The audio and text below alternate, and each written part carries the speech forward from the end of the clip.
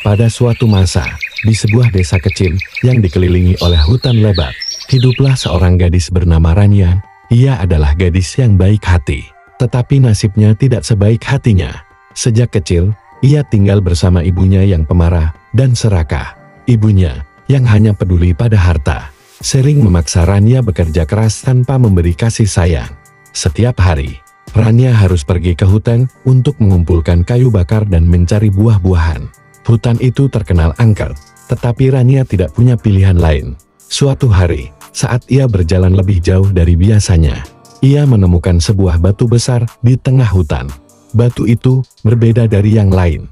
Warnanya hitam berkilauan, dan anehnya, batu itu basah seolah-olah sedang menangis. Dengan hati-hati, Rania menyentuh batu itu. Tiba-tiba, suara lirih terdengar dari dalamnya. "Tolong aku." Rania terkejut. Ia melihat sekeliling, tapi tidak ada siapa-siapa. Hanya ada batu itu. "Siapa yang berbicara?" tanyanya. Suaranya bergetar. Batu itu kembali bersuara. "Aku terjebak. Tolong, bebaskan aku." Rania merasa takut, tetapi juga penasaran. Ia mencoba membersihkan lumut yang menutupi batu itu.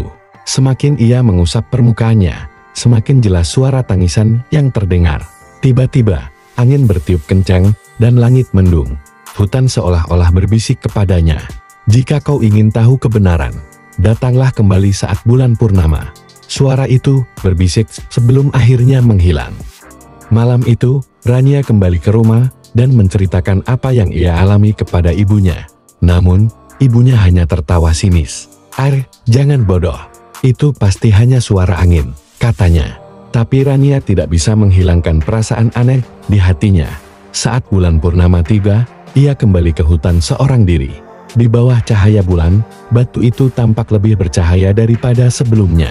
Kali ini, suara itu lebih jelas. "Rania, tolong aku." Tiba-tiba, cahaya biru muncul dari batu itu, dan sosok perempuan perlahan keluar dari dalamnya. Ia memiliki rambut panjang berwarna perak dan mata yang bersinar seperti bintang. "Siapa kau?" Rania bertanya. Suaranya gemetar. Perempuan itu tersenyum sedih. "Namaku Liris. Aku dulu adalah seorang putri yang dikutuk dan diubah menjadi batu ini."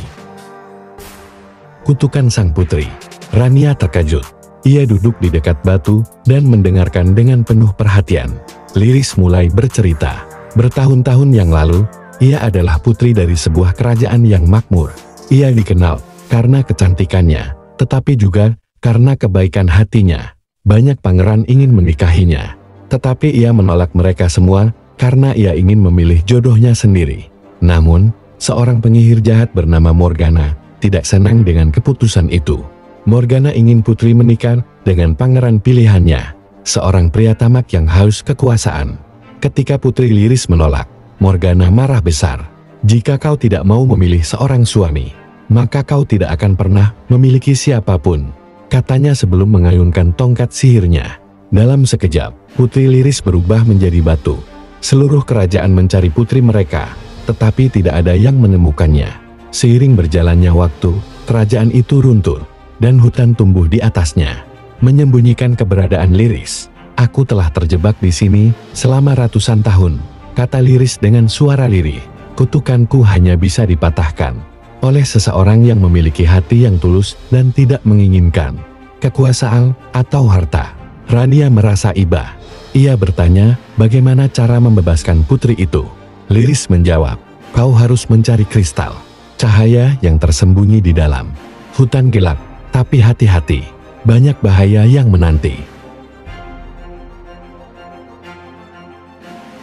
Rania tahu bahwa ini bukan tugas yang mudah, tetapi ia tidak bisa membiarkan Liris terjebak lebih lama.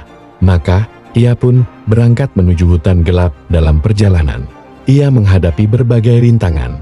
Ada serigala dengan mata merah yang mengawasinya, akar-akar pohon yang bergerak seperti ular, dan kabut tebal yang membuatnya tersesat. Namun, dengan keberanian dan kecerdasannya, Rania berhasil melewati semua rintangan itu. Akhirnya, ia tiba di sebuah gua tua. Di dalamnya, ia menemukan kristal cahaya yang bersinar seperti matahari.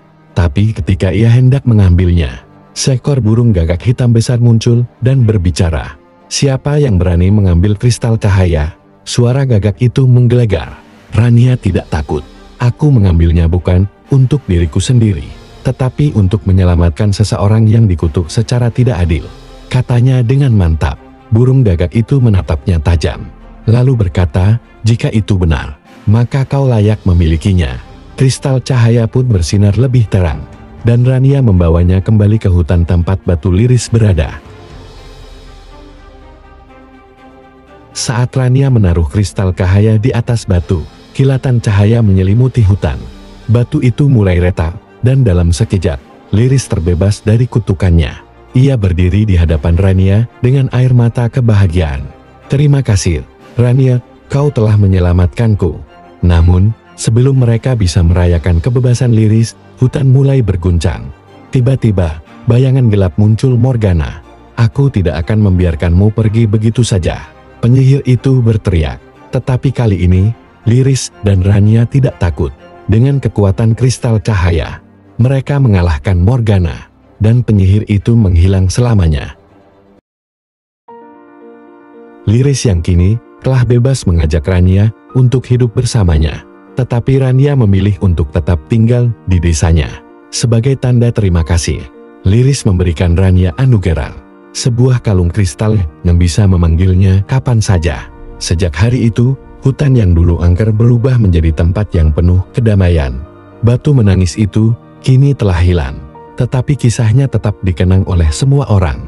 Dan Rania, ia menjalani hidupnya dengan penuh kebahagiaan, mengetahui bahwa ia telah melakukan sesuatu yang luar biasa.